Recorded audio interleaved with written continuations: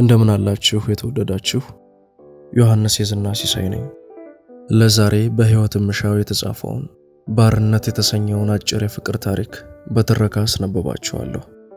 መልካም ቆይታ። ከጓደኝነት ካለፍንና ከተጫጨን ጥቂት ወራት ተቆጥረዋል። በጓደኝነት ብዙ ቆይተናል። 5-6 በመሃል ከመጀመሪያው 2 ዓመት ጓደኝነት በኋላ በፍቅረኝነት 3 ዓመት ከቆየን በኋላ ለመተጫጨት ስንወስን ከ8 ወራት ኩርፊያና ለመነጋገር በኋላ ነበር። ያን ጊዜ ነው ወደ እርቅ የመጣነውና በመሃል የሚያጋጨንን ጋኔል ያሸነፍነው ለነገር ነው ተባብለን ለመጋባት የወሰንነው። ይሄ ከመሆኑ በፊት አንዳንድ የያዘቦት ግጭት ውስጥ የምንገባበትና ተካሮ ለመለያየት የሚያበቃን ግጭት የተፈጠረበት ምክንያትን አጣርቼ አላውቀውም። ባውቀውም እንዴት ተጋግሎና ተቃልጦ እዚያ እንደደረሰ ግራ ይገባኛል። አንዳንዴ ለሰዓታት፣ ሌላ ጊዜ ደግሞ ለጥቂት ቀናት የሚቆይ ኩርፊያ እናስተናግዳለን። እውነቱን ለመናገር ምን ተፈጥሮ እንዴት ሆኖ ለኩርፊያ እንደሚያበቃ ብዙ ጊዜ ልብ ብዬ አላውቅም። በፍቅረኝነት በቆየንባቸው ዓመታት 3 ጊዜ በቃን ተባብለን ተለያይተን ነበር። በ3ቱም መለያየቶች ግን በቃ እንለያይ የሚለው የመጣው 3 ጊዜም ከሷ ነው። ሁልጊዜ የምንለያይ እንድትል ያደረጋትን ቆስቋሽ ምክንያቶች እንደሷ አባባል ያቀበልኳትም እኔ ነኝ። ሁሌም ለግጭት መነሻ ትሆናለህ የምባለውና የምከሰሰውም እኔ ነኝ። ይሄ ትክክል ላይሆንም ይችላል። ከመጨረሻው በፊት ላሉት ግጭቶች የመጨረሻው ወይም 3ኛው ግጭት ሰበቡ ለኔ የሚመስለኝ 50% የሷ በኔ መሰልቸትና ተስፋ መቁረጥ፣ ቀሪው 50% ደግሞ የኔ ሐሳቧን እንድትቀይርና ውሳኔዋን እንድትቀለብስ የማደርገው ጥረት አለመኖሩ ይመስለኛል። ያን ጊዜ ነበልባል ሆና ብዙ ነገር አለችኝ። አትቀየርም አለችኝ። አለመግባባት ሲፈጠር አለመግባባቱን ለመፍታትና ለመነጋገር የምታሳየው ፍላጎት የለም ስትል ወቀሰችኝ። ዳተኝነትህ ያስፈራኛል። ይሄን ሪሌሽንሺፕ ለማቆየት ኮምፕሮማይዝ አታደርግም። የፍቅር ግንኙነታችንን ለማቆየት ሰጥቶ ለመቀበል ዳተኛ ነህ ለማለት ፈልጋ ነው። በፍጹም ባንተ እርግጠኛ አይደለሁም አለችኝ። ብዙ የፍቅር ግንኙነት እድሎች እያጋጠሟት በገደምዳሜው ከኔ እንደሚሻሉ እየነገረችኝ ነው። ለዚህ ግንኙነት ስትታገል እንደኖረች ጦር ሜዳ ነው እንዴ እላለሁ አንዳንዴ። አሁን ግን እንደበቃት በርካታ እድሎች ከፊቷ እንደሚኖሩና አይኩዱ ቤተር አይነት ካንተ የተሻለ ማግኘት እችላለሁ እንደማለት ነው። ዘርዝራ መለያየት አለብን አለች። እሺ ይሁን ብዬ ተለየኋት። በዚህ እንኳን ልክ ናት። ሲበዛ ዳተኛ ነኝ፣ ግን ስታገኘኝም ዳተኛ ነበርኩ። በብዙ ወንድምና እህቶች መሃል ስላደግኩ የምፈልገውን ለማግኘት ብዙ መናጠቅ የሚጠይቅበት ሁኔታ ውስጥ ገና በልጅነቴ ለመታገልም ለመቧጨርም ለማልቀስም ለማስለቀስም ሞክሬ በሂደት አያዋጣም ብዬ የተውኩ ነኝ። ለእያንዳንዱ ፍላጎቴ መቧቀስ አዝሎኝ የሰጡኝን ተቀብዬ ነው ያደግሁት።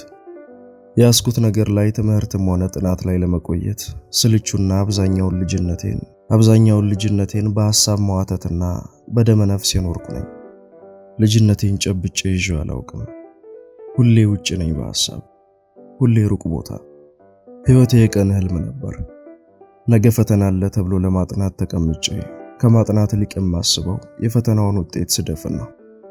አንድም ቀን የልጅነት ሕይወቴንና ችግሮቼን ፊት ለፊት ለመጋፈጥ ሞክሬ አላውቅም። የዱቤ ዱቄት ደብተር መያዣዬ ላይ የለጠፍኩትን የየዕለቱ የትኛው ቀን ላይ የትኛው የትምህርት ክፍለ ጊዜ እንዳለ የሚናገረው ሰንጠረዥ እያለ እንኳን የረቡዕን ሐሙስ የሰኞውን ዓርብ ይዤ በመሄድ በአስተማሪ የተጠበጠብኩበት ጊዜ ትንሽ አልነበረም። ፊት ለፊት ያለንጋ ግርፋት ተደቅኖ እንኳን ራሴን ለማዳን የሚያበቃ ንቃት የሌለኝ ስልቹ ነበርኩ። ግድ የለሽ ደንታ ቢስ። ትምህርት ቤት ለመሄድ የምጓጓው ወይ የቤት ሥራ ጠንቅቄ የሰራው ቀን ወይም ክፍሉ ተረበሸ ተብሎ በእያንዳንዱ ወንድ ተማሪ መሃል ሴት እንድትቀመጥ የተደረገ ቀን ብቻ ነው። ሴቶቻችን የባቢሎን ግንባችን ነበሩ። ሴት አጠገቤ ስትሆን ያን ጊዜ ሐሳቤን እሰበስባለሁ። አፍላ ሳለሁ በፍቅር ጉዳይ ግን ዳተኛ አልነበርኩም። እንዲያውም ፍቅር ቶሎ ነበር የሚያጠጋኝ። አጠገቤ የተቀመጠችም ትሁን ሌላ ክፍል ያየኋት ልጅ ጋር ፍቅር ያዘኝ ብዬ የምናውዝ አይነት ነበርኩ። 5ኛ ክፍል ስምረት፣ 6ኛ ብርሃት፣ 7ኛ ክፍል አደይ፣ 9ኛ ክፍል ሄለን፣ 11ኛ ክፍል የትናየት፣ 12ኛ ክፍል መድህን፣ ኮሌጅ 1ኛ ዓመት ነጃትና አዜብ ወዘተ። በኋላ ድጌ ታክሲ መሳፈር ስጀምርም የተረዳሁት ነገር ሴት አጠገብ የተቀመጥኩ ቀን ሐሳቤን በእሷ ላይ ከመሰብሰብ የተነሳ መውረጃዬ ሁሉ ያልፈኛል። አቅሌን ስቼ ባፈቅርም በፍቅር ጉዳይም ቢሆን መናጠቅ ውስጥ አልገባም። ልመና ባህሪ አይደለም። ይሁን እንጂ ሴት ላይ በመጀነን እንስት ላይ በመኩራትም አላምንም። ከልጅነት እስከ ዕውቀት ያለኝ ልምድና ልምምድ ከዚህ በተቃራኒው ቢነግረኝም መግቢያ መውጫ ሳጥቶ በድራማና ኦርኬስትራ ፍቅርን ለማግኘት ጥሪ አላውቅም። ፍቅር ግን ያገኘኛል። ለምሳሌ 12ኛ ክፍል እያለን ሳምሶን ኤልሳን ይወዳል፣ ደረጃ አደይን፣ እኔ መድህንን። የፍቅራችን ደረጃ እኩል ይመስለኛል። የሶስታችን የፍቅር ጥያቄ ያቀረብንበት መንገድ ግን እጅግ የተለያየ ነው። ደረጃ ደጋግሞ የፍቅር ጥያቄ ያቀርባል፣ እምቢ ይባላል፣ በሰው ያስጠይቃል፣ አይሆንም ይባላል፣ ራሱ ይጠይቃል፣ አይሆንም ይባላል። እንዲህ እያለ ጥቅምት የጀመረ ሞዴል ልንፈተን 3 ሳምንት ሲቀረው ለወራት በዘለቀ ልምምጥና የጓደኞቿን ንቀት ተቋቁሞ በመቆየት የፍቅር ጥያቄው ተቀባይነት አገኘ። በኋላ ተቃቅፎ ሲሄዱ ስናይ እሱን የምታቅፍበት መንገድ ግን የፍቅር ጥያቄውን እሷ ስታቀርብ የከረመች የሚያስመስላት ነበር። የደረጀና የአደይ ፍቅር የት ድረስ እንደዘለቀ ለማወቅ ሳንችል ማትሪክ ተፈተነ። ሳምሶን ኤልሳን አፈቀረ። 1-2 ለማናገር ሞከረ። በሰው ሲያስጠይቅ አይሆንም ተባለ። መልሶ ጠየቀ፣ ዞር በል ተባለ። አንድ ቀን የማታ ማጠናከሪያ ትምህርት ተምረን ወደ 1 ሰዓት ግድም ወደ ቤት እየሄድን የነተበ ልብስ የለበሰ መላጣው ጭንቅላቱ በርካታ ፍንከታዎችን ማስተናገዱን ያመለክታል። ፊቱ ከድብድብ ብዛት በርካታ ቦታ የተጉረበረበና የተቧጨረ ጎረምሳ ኤልሳን ከጓደኞቿ ለይቶ እሷ በፍርሃት ተውጣ ሲያናግራት ተመለከትን። እኔንም ጠርቶ ቢያናግረኝ ከኤልሳ ባልተናነሰ ፍርሃት እንደምርድ እርግጠኛ ነበርኩ። እየሆነ ያለውን ነገር ገና መረዳት ሳንጀምር ድምፁ የማይሰማው ሳምሶን ተወርውሮ ጎረምሳውን ሲያንቀው ተመለከትን። ከባድ ግርግር ተፈጠረ። ጎረምሳው ቆይ አገኝሻለሁ፣ እሱ ሁሌ ያስጥልሽም እያለና እያጉረመረመ በሳምሶን የክፍል ጓደኞች እየተገፈታተረ ሄደ። ከዚያን ቀን ጀምሮ ሳምሶን ኤልሳን ከሰፈር ወደ ትምህርት ቤት፣ ከትምህርት ቤት ሰፈር ማመላለስ ያዘ። ድራማውን ለመረዳት ግን እኛ ጥቂት ቀን ፈጅቶብን ነበር። ነገሩ ሁሉ ራሱ ሳምሶን ያቀናበረው ድራማ መሆኑን ወዲያው እዛው የተረዳችው ኤልሳ ግን የሳሚን የፍቅር ጥያቄ በዛው አፍታ ነበር የተቀበለችው። ሴቶች ከግራ ጎን የወጡ ግራ ፍጡሮች። እኔስ የፍቅር ደብዳቤ ለመድህን ጻፍኩላት። ለጓደኛዋ ሰናይት ስጭልኝ አልኳት። ሰናይት የፍቅር ጥያቄ መሆኑን ስታውቅ አኮረፈችኝ። ሺህ ብመራመር ለምን እንደሆነ ያልደረስኩበት ነው። መድህን በማግስቱ ለጥያቄ መልስ ከምን እንደደረሰ ጠየቅኋት። ላስብበት አለችኝ። አጅሪት ለካስ በሴት ወግ ስታንገራግር ስትግደረደር ነበር። ብታይኝ ድጋሚ ሳልጠይቃት ቀረሁ። ናኮረፈች፣ ዘጋችኝ። ከጥቂት ዓመታት በኋላ ኮሌጅ ሆኜ አንዷን እየጎተትኩ ሆቴል ገባለሁ። ሆቴሉ የነ መድህን ነው። አየችኝ። እንደማያውቅ አልፌያት ገባሁ። ከዚያ በኋላ አላየኋትም። በህይወቴ ጉዳይ ስራና ትምህርት ትኩረት ማድረግ ግን ኮሌጅ ስገባ ተሻለኝ። ከህይወቴ ጋር ልጋፈጥ መሆኑ ሲገባኝ ትንሽ ብርታትና ትንሽ መነቃቃት አገኘሁ። የጨበጥኩትን አጥብቆ መያዝ ተማርኩ። ሐሳቤን ሰብሰብ አድርጌ ያገኘሁትን እድል ላለማጣት ኮስታራ ተማሪ ሆንኩ። ወደ ስራው ዓለም ስገባ የተቀበለኝ የግል ድርጅት ተቀጣሪነት ነበር፣ ባለቤቶቹ የሚያስተዳድሯቸው። በዚህም ሐሳቤን ሰብስቤ ስራ ማሸነፍን ብቻ ሳይሆን ታዛዥነትን ተለማመድኩ። ያጋጠሙኝ ሁሉ የቤት አስተዳደርና የድርጅት አስተዳደር መስመሩ የጠፋቸው፣ ተቋም ለማስተዳደር ትምህርትም ልምድም እጅግ የሚያንሳቸው ነበሩ። ሆኖም በልጅነቴ የማልጨበጠው ልጅ አዋቂ ስሆን ታዛዥ ሆንኩ። በስራ ጉዳይ መቆጣትን ከማመናጨቅ፣ ታዛዥነትን ከባርነት ተደበላልቆባቸው እስኪያስከፉኝና እስኪገፉኝ ድረስ ሌላ ስራ፣ ሌላ ተቋምም ላይ ሆንኩ። አሁንም ነኝ። የፍቅር ህይወቴ ግን ድንዝዝና ድንግዝግዝ ያለ ሆነ። በተለይ 30ዎቹ መጨረሻ ስደርስ ድሮ ደንግጬ ወጣልኝ መሰለኝ ልቤ ለሴት መደንገጥ አቆመ። በፍቅር ግንኙነት ውስጥም ታዛዥነቴ በረታ። የፍቅር ግንኙነቴ የሥራ ውል፣ የህይወት ሽርክና እየሆነ መጣ። አብረን እንቆያለን፣ የፍቅር ህይወት ያንዳንዱ ቁርጥ ባለ፣ ሌላኛው ደግሞ ቀስ እያለ እየተንሸራተተ የሚቋጭ አይነት ሆኖ ዘለቀ። አንድም ቀን ስንለያይ ለምን ብዬ ጠይቄ አላውቅም። ሲመጡም በፍላጎታቸው ሲሄዱም በፍላጎታቸው ነበር። ለምኜና አጥምጄ ጀንጅኛ ያመጣሁትና የተዋደቅሁለት የፍቅር ግንኙነት ትዝ አይለኝም።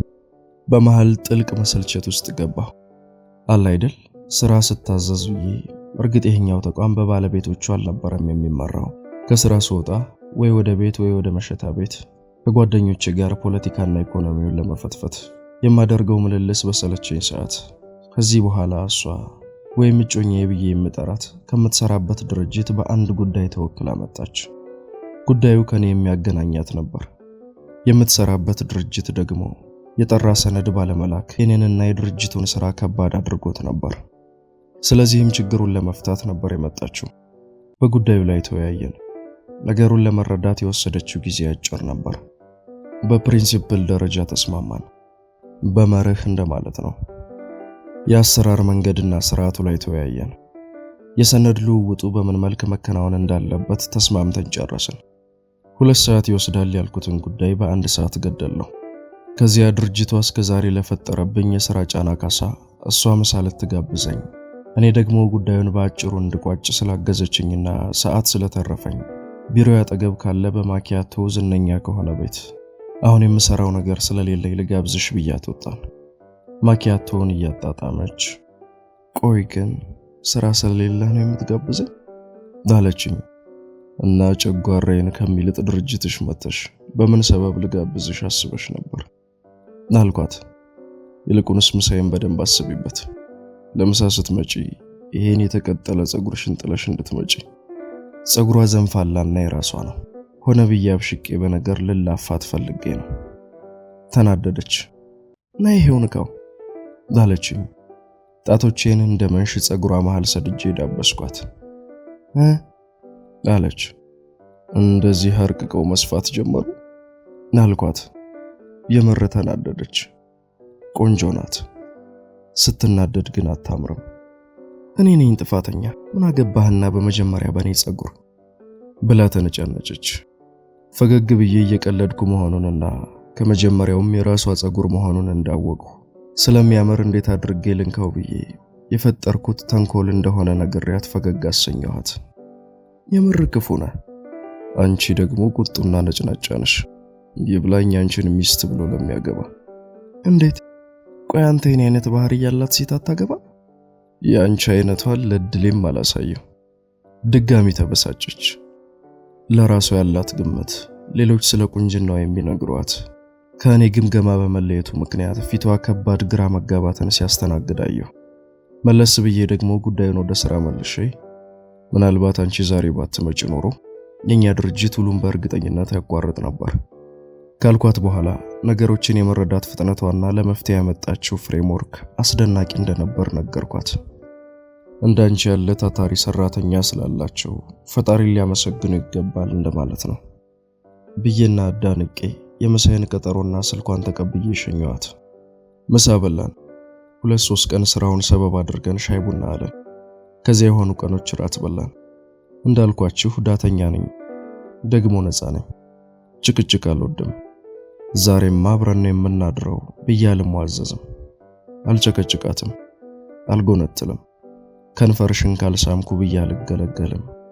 ስሸኛት ጉንጯ ላይ ለከንፈሯ አቅርቤ በስሱ በእርጥብ ከንፈሬ ስሜ ግን ከተራ አስተቃቀፍ ለየት ባለ መንገድ ወደ ሰውነቴ አጥብቄ አቅፌ አሰናብታታለሁ። እንደ ፍቅረኛ ተቀብዬ እንደ ጓደኛ አወራታለሁ። ምንም ፍላጎት እንደሌለው ሰው አጣጥላታለሁ። ከዚያ እንደ ፍቅረኛ አሸኛታለሁ። በ5ኛው ምሽት ተሳሳመን። ድንግል ስላልነበረች በ7ኛው ምሽት አብረን አደረን። እንዲህ ነበር የዚህ ሁሉ ዓመት ፍቅረኝነት የተተከለው። የኮረኮንች ቢሆንም የትዳር መንገድ የተጀመረው። እንዳልኳችሁ ከ3ኛ መለያየት በኋላ በአንድ ጓደኛዋ አስታራቂነት የሚያጋጨንን ጋኔል እናሸንፈው ተባብለን ለመጋባት ወሰንን። ውሳኔው የመጣው ከሷ ነው።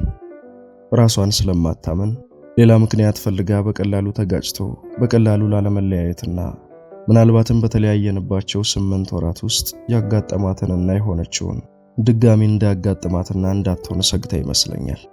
በነገራችን ላይ ጎበዝ የሪስክ ትንተና ባለሙያ ነች። የአደጋና የስጋት ትንተና እንደማለት ነው። ስለዚህ መተጫጨታችንን ከጥቂት ጓደኞቻችን በስተቀር ማንም አያውቅም። ቤተሰብ አያውቅም። የራሱ ሐሳብ ነው። ስለ ሰርግ ዝግጅቱ እጅግ የተመጠነ እንደሚሆን ግን ቀኑን አልወሰንም። ማንም ማወቅ የለበትም፣ እኛ ስንጨርስ እናሳውቃለን አለችኝ። እሱንም እሺ ያልኩ። ብዙ ነገር እኔ በማይገባኝ መንገድ ታሰላለች። በተጨባጭ በግብአትና በውጤት ፍቅርና ትዳርን ልትገመግምና ልታስኬድ ታስባለች። በታዛዥነትና ስለ ባርነት ያለኝን ስሜት ታውቃለች። ምናልባትም ይህን ያህል ጊዜ የቆየ ነው ስለኔ ይህን ስለተረዳች ይመስለኛል። ታዛዥ ነኝና እሷ በምትፈልገኝ ጎዳና ትነዳኛለች። የምትፈልገው ቦታ እንድሄድ ታደርጋለች። አኩርፋና ተነጫንጫ እንዴት እንደናፈቅኳት ተናዛ ከጓደኞቼ ቀጠሮ ልታስቀረኝ ትችላለች። እኔ ላገኛት ፈልጌ እሷ ካልተመቻት አልነጫነጭም። የምትሰጠኝን ምክንያት እቀበላለሁ። ሆኖም አንዳንዴ ከሚገባው በላይ ልትነዳኝ ትሞክራለች። እየታዘዝኳት፣ ለምሳሌ ቅዳሜ ማታ ከጓደኞቼ ጋር አምሽቼና ጠዋት ማርፈድ ፈልጌ በጠዋት ይታያችሁ 1 ሰዓት ላይ የእንጦጦ ሄደን ወክ አድርገን ቁርስ በልተን ግሪክ ክለብ ጋራጅ ሴል አለ፣ የወራጅ ዕቃና ልብስ ሽያጭ እንደማለት ነው። እዚያ እናርፍድና አብረን እንዋል ስትለኝ እሺ ብዬ ብታዘዝም መሃል ላይ አንተ እኮ እንዲህ ያለ ጊዜ አብረን እንድናሳልፍ አትጥርም፣ ምንም ተነሳሽነት አታሳይም ብላ የጠብሳት መቆስቆስ ትጀምራለች። እንቅልፍና ሃንጎቨር ተነባብረው መሃል ላይ ድንገት ካዛጋሁ በቃ እንሂድ፣ አንድ ቀን እንኳን እኔ በፈለኩት መንገድ እንድናሳልፍ አትፈልግም፣ ጭራሽ ትነጫነጫለህ። መቼ ማዛጋት መቼ ነው መነጫነጭ የሆነው? መታዘዝ መቼ ነው እምቢተኝነት የሆነው? ስሜቴም ፊቴም ይለዋወጣል። ትንሽ እንኳን ለማስረዳት አልሞክርም። እነሳለሁ። ወዴት ነው ትለኛለች። እንሄድ ብለሽ የለ? ያኔ መስመር እንዳለፈች ታውቃለች። መለስ ትላለች። መነጫነጩ ወደ ለየለት ጭቆና እንደሄደ ራሷ ገምግማ ትታረማለች። ጸቡን ታስቆማለች። ወሲብ በሷ የጊዜ ሰሌዳ ነው የሚካሄደው። ስትፈልግ ስሜቴን ማምጣት፣ ያላሰብኩትን ማሳሰብ ትችላለች። እኔ ፈልጌ እሷ ካልፈለገች ግን እንዴት አድርጋ የወሲብ መነቃቃቴን መግደል እንደምትችል ታውቃለች። ይሄ ተደጋግሞ ስሜቴ መጎዳቱን፣ ምናልባትም ከዚያች ቀን በኋላ ፍላጎት ማሳየትም መጠየቅም ላቆም እንደምችል ስትጠረጥር ደግሞ እንዴት አድርጋ ሁኔታውን መገልበጥ እንደምትችል ታውቃለች። እንደ ልቧ ታሾረኛለች፣ እንዳሻት ትሾፍረኛለች። አልጋ ላይም ታዛዥ ነኝ። አስከፍቻት አላውቅም። በደንብ አገልግሎት ላይ ውላለሁ። እሷ ግን እንደ ብዙ ሴቶች ልቧ ከደረሰ ትኩሳቷ ከበረደላት በኋላ እንዴት ልሆንልህ የሚለውን ርቀት አትሄድበትም። በዚህም ብዙ ቅሬታ የለኝም። ለኔ እሷና የኔ ግንኙነት መስመር ጠብቆ ከመኖርና ከአብሮ መኖር ውል አኳያ አልጋ ላይ ያላት ራስ ወዳድነት ሁልጊዜ ካልነዳሁ ብልጠት ብዙ አሳሳቢ አልነበረም። ስለዚህ ነው እንጋባና በትዳር የፍቅረኝነት ችግራችንን እንፍታ በሚል አሁን ሳስበው ቂላቂል በሆነ ሐሳብ የተስማማሁት። ይሄ በሆነ ሳምንት ሳያልፍ ከዕለታት በአንዱ ቀን ምን እንደታያት አላውቅም፣ በሰርግ ቀኑ ላይ ለመቁረጥ ተቀጣጠረን። ከዚህ ቀጠሮ በፊት ዝግጅቱ ትልቅ ባይሆንም ቢያንስ 1-2 ሳምንት ቢሮ የማያስገባ የዝግጅትና የጫጉላ ሽርሽር እቅድ ስለነበረው የሥራ ጫና ከሚበዛበት ወቅት ጋር እንዳይገጣጠም ለኔም ለሷም ቶሎ እንነጋገር የሚለውን ሐሳብ ሳመጣ እያስጨነቀኝ ነው፣ አታዋክበኝ፣ ሌሎች ነገሮችንም ማየት አለብን እኮ በሚል የተነሳ ንጭንጭ እሳት ለኩሶ አቋርፎን ነበር።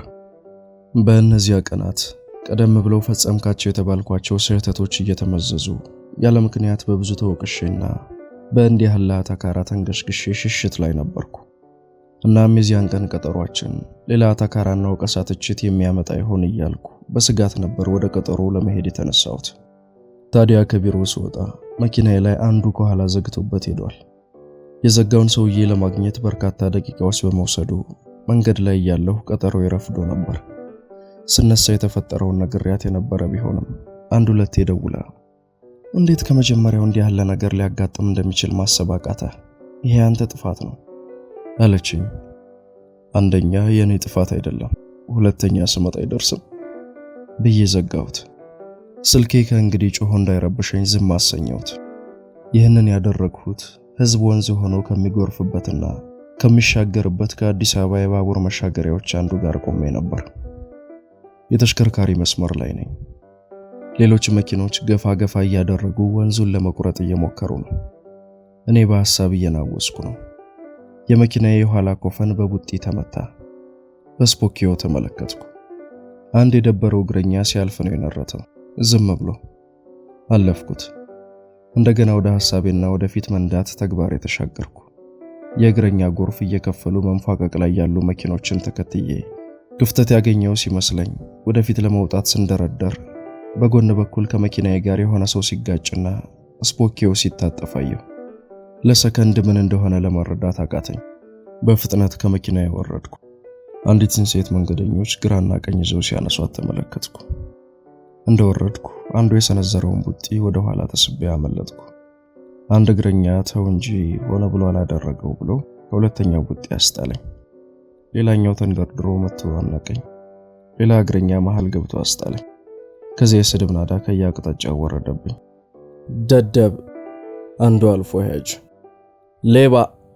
ታክሲ ውስጥ ኋላ ወንበር መስኮት ስር የተቀመጠ ተሳፋሪ ምን እንደሆነ ሳያጣራ የእግረኛ መንገድ አይደል? ምን ያንገዠግዣል?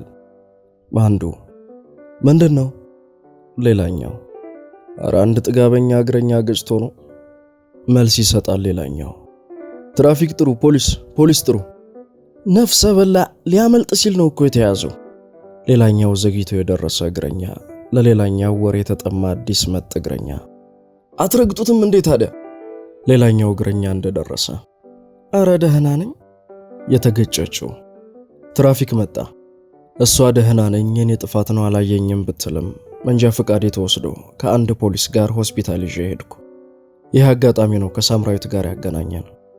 ሆስፒታል ስንደርስ የደረሰባት ጉዳት በተርታ ሰው አንደበት ሲገለጽ የመኪና ጎማው እግሯን ከአስፓልቱ ጋር ቆንጥጦ ያዘው። መንጭቃ ስታወጣው የእግሯ አውራ ጣት ውልቃት አጋጠመው። በዛው ፍጥነት በስፖኪዮ ወገቧን አገኘኋት። ከዚያ በቂጧ ዘጭ ብላ ወደቀች። ጉዳቱ ውልቃትና ቅጥቅጥ በትራፊክ ሪፖርት ቀላል የአካል ጉዳት ተብሎ የሚመዘገብ።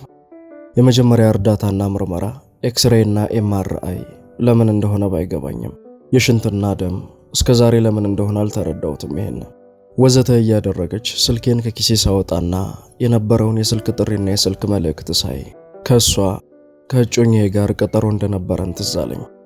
የስልክ መልእክቶቹ አንተ ይህን ያህል ሰዓት ትጎልተኛለህ? ደግሞ ስልክ አታነሳም? በጤናህ ነው ግን ያመሃል? አንድም በሰላም ነው የሚል የለውም።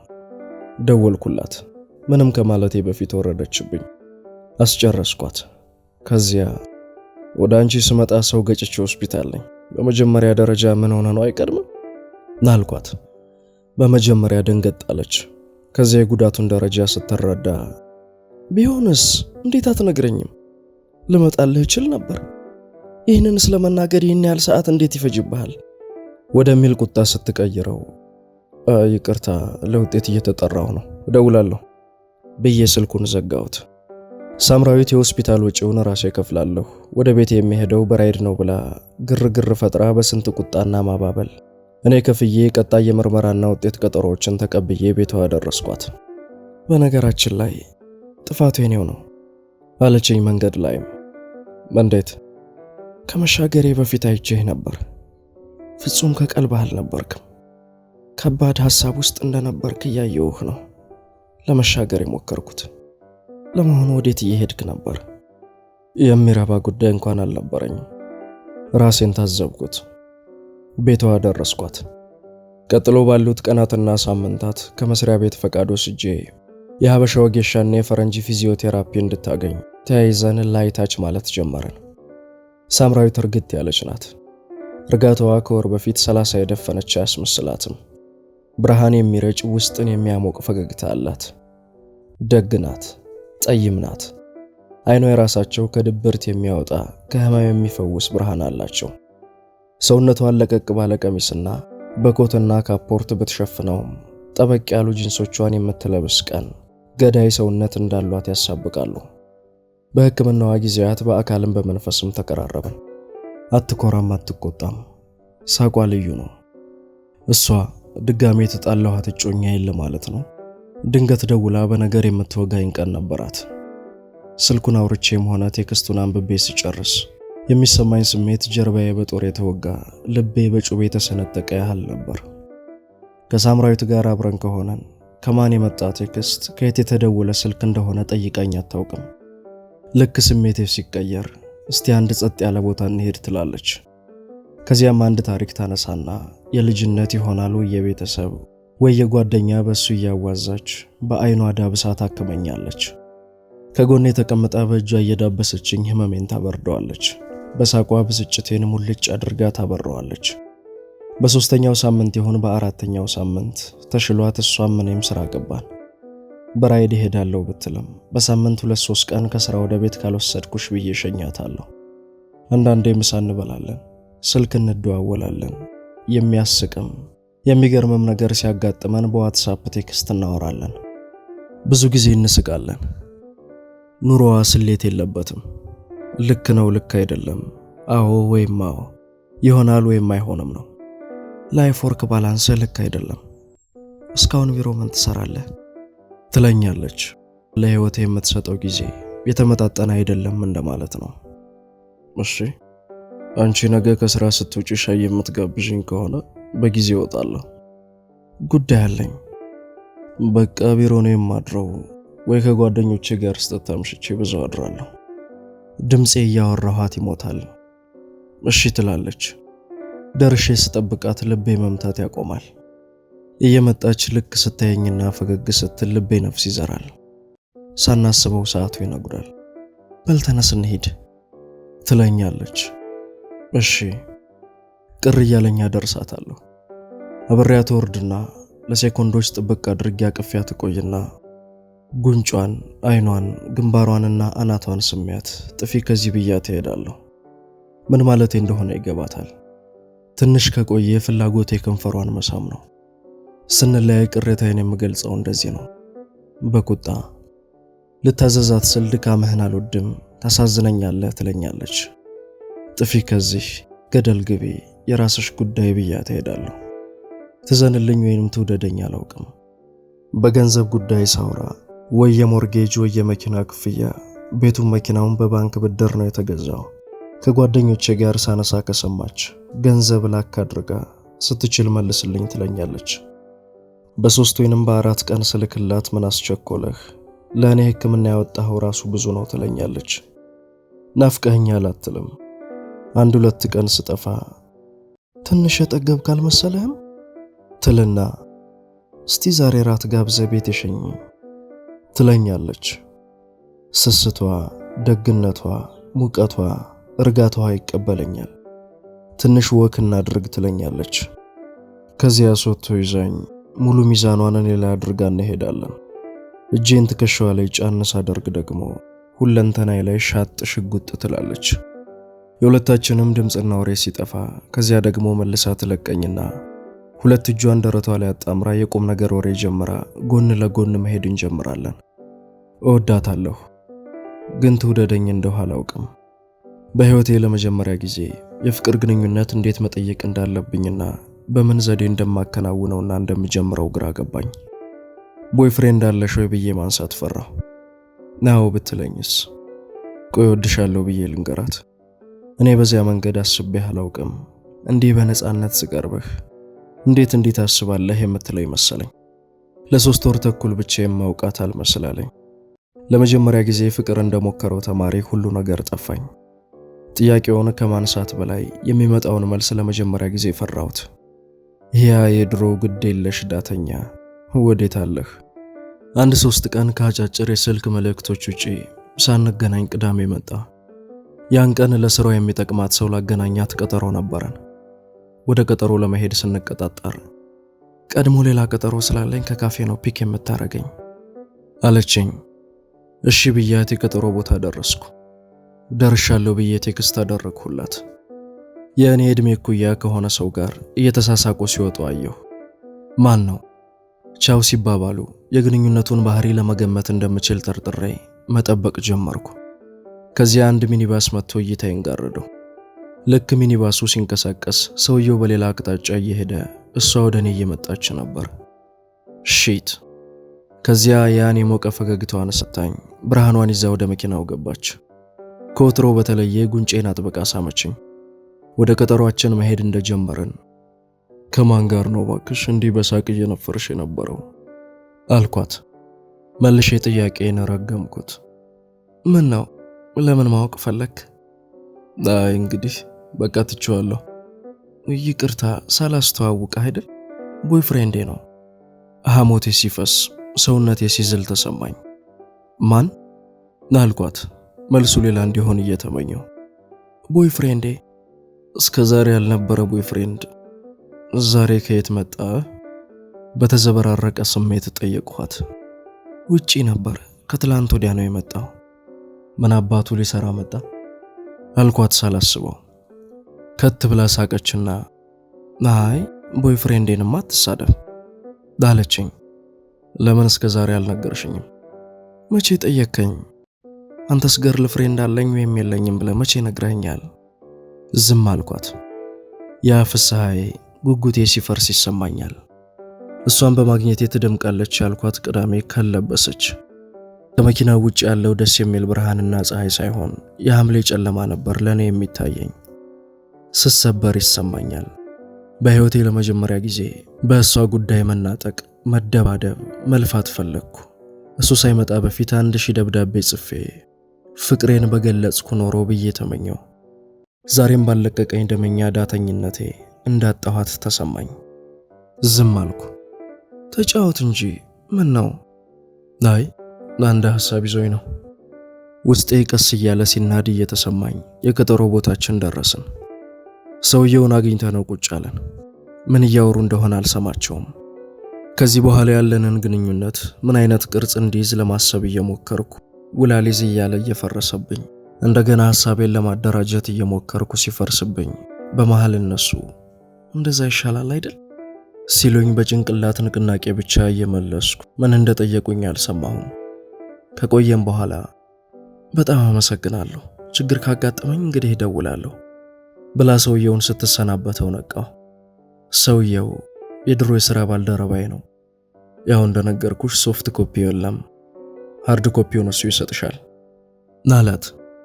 ትዝ ሲለኝ ለሱ የሚሰጥ ሰነድ ብሎ ሰጥቶኝ ቤት አስቀምጬዋለሁ። እሺ አልኩት በደመ ነፍስ። ከዚያ ሰነዱ ቤት ነው ልስጥሽ ብያት መንገድ ጀመርን።